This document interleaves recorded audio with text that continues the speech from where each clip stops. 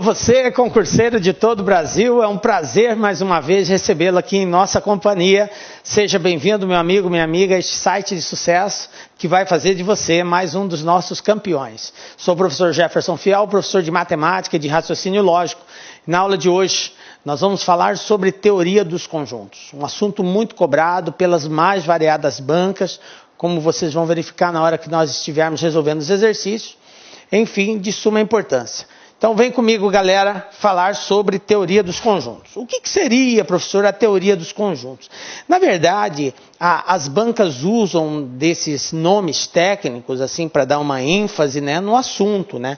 Teoria dos conjuntos é todas as relações que envolvem os conjuntos numéricos, ok? Então nós temos que aprender desde o conhecimento do que é um conjunto e como que o conjunto se relaciona um com o outro, um elemento com um conjunto, enfim, tudo aquilo que é pertinente a conjunto. E nós vamos falar aqui nesta aula, ok? Então nós vamos mais especificamente tratar o quê?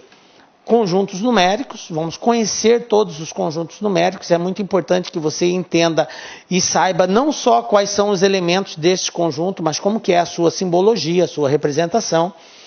Nós vamos falar também das relações de pertinência e inclusão e também sobre conjunto das partes, beleza?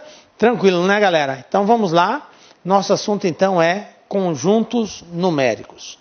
Galera, o que a gente entende por conjunto, né? Nós temos aqui o seguinte, em tese, conjunto é um agrupamento de coisas, de objetos, de pessoas, né? Enfim, é um agrupamento de elementos que têm característica comum. Então, quando eu tenho vários elementos com características comuns, eles formam um conjunto. E aí nós podemos dar os mais variados nomes a esses conjuntos. Eu posso ter um conjunto de objetos, um conjunto de dias da semana, um conjunto de roupas, enfim. E posso também ter um conjunto de números, que é o que nós iremos tratar nesta aula, ok? Conjuntos numéricos. Então, é uma coleção, é um agrupamento de números, ok? São chamados de conjuntos numéricos. Dependendo da forma como esses números se agrupam, eles vão receber nomes específicos, porque cada conjunto tem uma nomenclatura, um nome. Conjunto dos números naturais, conjunto dos números inteiros, racionais, irracionais, reais, complexos, enfim. São vários atributos que nós podemos dar à denominação conjuntos, ok?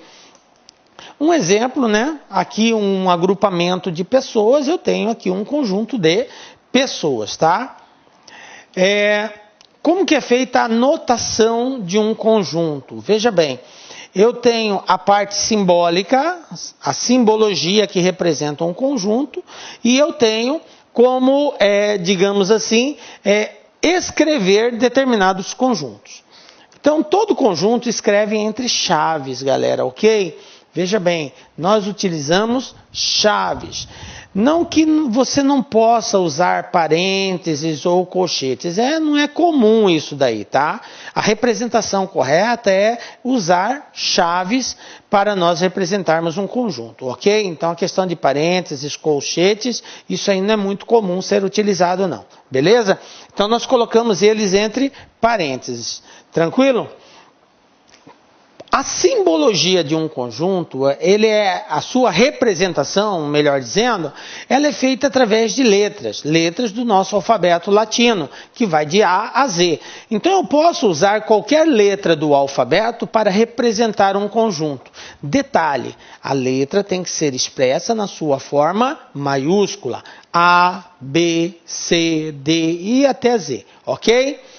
Os elementos, eles são separados por ponto e vírgula, ou em alguns casos só por vírgula também. A gente não usa muito a questão da vírgula, principalmente quando a gente está representando um conjunto de números decimais, porque a vírgula já expressa a separação da parte inteira da parte decimal.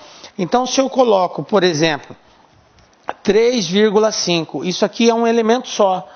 E aí eu coloco 6,5, por exemplo, e coloco a vírgula desse jeito, dá a impressão que 3 é um elemento, 5 é outro elemento, 6 é outro elemento. Então, na verdade, a gente usa o ponto e vírgula para separar. Aí eu entendo que 3,5 é um elemento e que 6,5 é outro elemento. Então, tome cuidado, não que você não possa usar a vírgula para separar.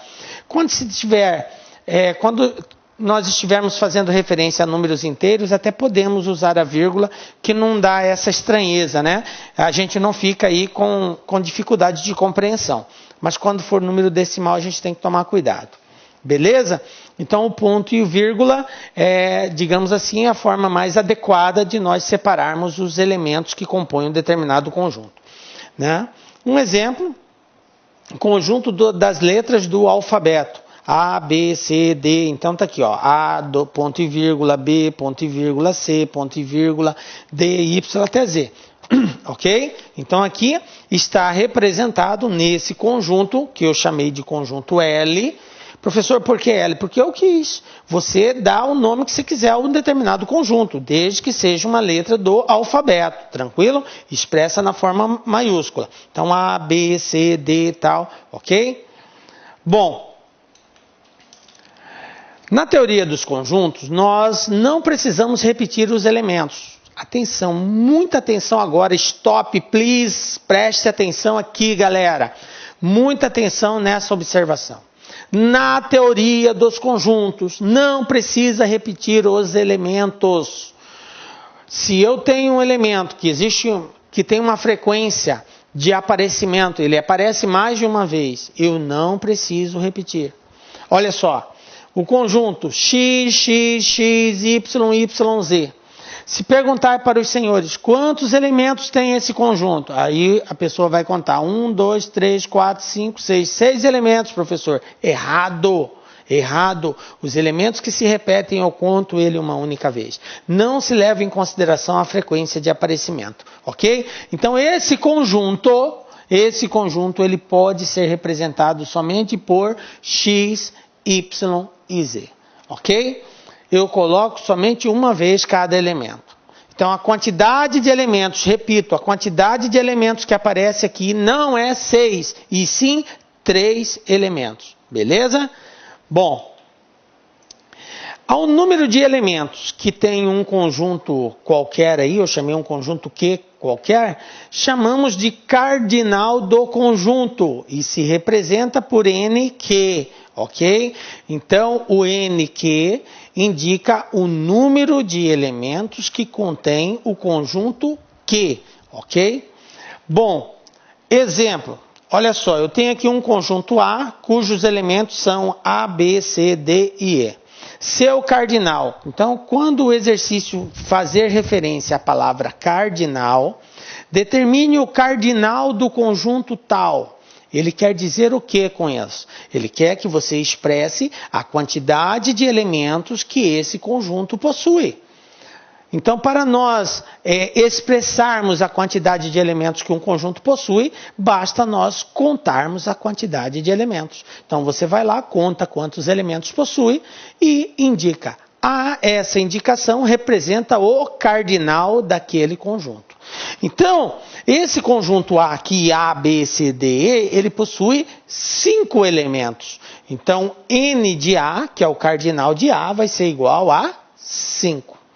Agora já o conjunto B, olha só, x, x, x, y, y, z, que é aquele exemplo anterior que eu acabei de falar.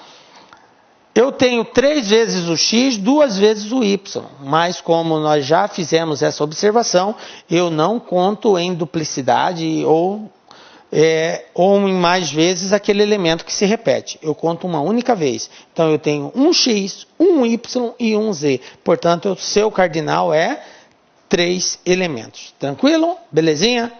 Bom, agora que nós já sabemos identificar a quantidade de elementos do conjunto, a gente vai saber também identificar o tamanho de um conjunto. O tamanho do conjunto é dado pela quantidade de elementos que ele possui. E em algumas relações que nós iremos estudar, você vai ter que fazer essa analogia, identificar se um conjunto é menor ou é maior que o outro. Então, é importante a gente deixar claro que o que caracteriza um conjunto ser maior ou menor que o outro é exatamente o seu cardinal, ou seja, a quantidade de elementos que ele possui. Por exemplo, eu tenho aqui dois conjuntos, um conjunto A e um conjunto B.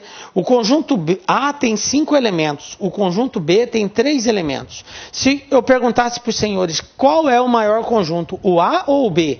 O A é maior porque ele tem 5 e o B é o menor porque tem 3. Então fica claro que o conjunto maior é sempre aquele que apresenta a maior quantidade de elementos. Beleza? A grandeza está associada à quantidade de elementos.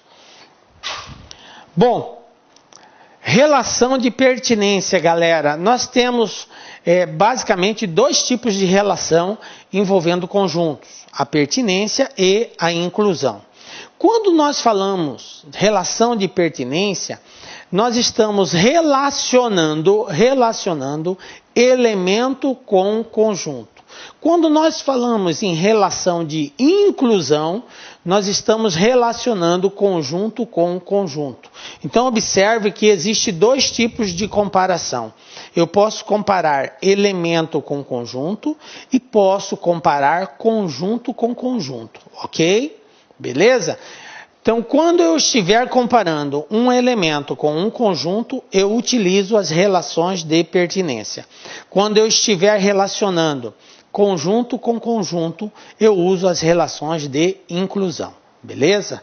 Bom, mas como que eu sei que é elemento, como que eu sei que é conjunto, professor? Veja bem, o que caracteriza um conjunto? Nós já vimos no início da nossa aula que o conjunto ele é envolvido por chaves. Se eu tenho, por exemplo, essa representação aqui, ó, 3, eu tenho um conjunto, ok? O 3 escrito dessa forma, ele representa um conjunto. Mas se eu escrevesse só o 3 sem estar envolvido por chaves, aí ele é considerado um elemento, ok? Então, a princípio, fica claro para os senhores que o conjunto, obrigatoriamente, ele vai ter que estar envolvido por chaves. Se ele não estiver envolvido por chaves, ele é um elemento. Uma observação: há casos em que mesmo envolvido por chaves, este conjunto ele é tratado como elemento. E isso a gente vai falar daqui a pouco, mais na frente um pouquinho, nós vamos falar sobre esta exceção, ok? Mas, a princípio, esqueça isso, esqueça essa exceção, ela vai entrar posteriormente. A princípio, isto é conjunto, isto é elemento, ok? Conjunto tem que estar envolvido por chaves. Elemento não precisa estar envolvido por chaves. No primeiro momento. Depois a gente vai abrir a exceção. Bom, então nós já sabemos o que é um elemento, né? Para indicar que um elemento pertence a um conjunto, nós usamos o símbolo, esse Ezinho aqui, ó. Esse E indica pertence. Vou fazer ele maior aqui, ó, para você identificar, ó. É esse E aqui. Esse E é pertence. Gente, ele é um E meio circular, assim, tá? Meio arredondado. Não é aquele E de letra de forma, não, quadrado, não. Não é esse E que a gente usa, não. Ok? Muito embora você possa, de repente, até tentar expressar dessa forma. Mas não é. É um E meio arredondado, ok? Meio curvo. Esse é o símbolo do pertence. Então, sempre que eu tiver um elemento e eu quiser fazer referência se esse elemento pertence a um determinado conjunto, então eu uso esse símbolo.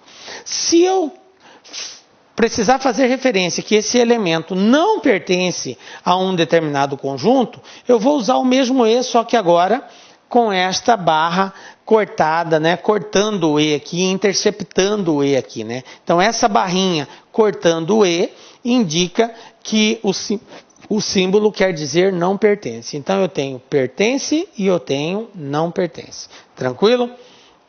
São símbolos muito simples de serem usados, porque requer uma simples observação, tá?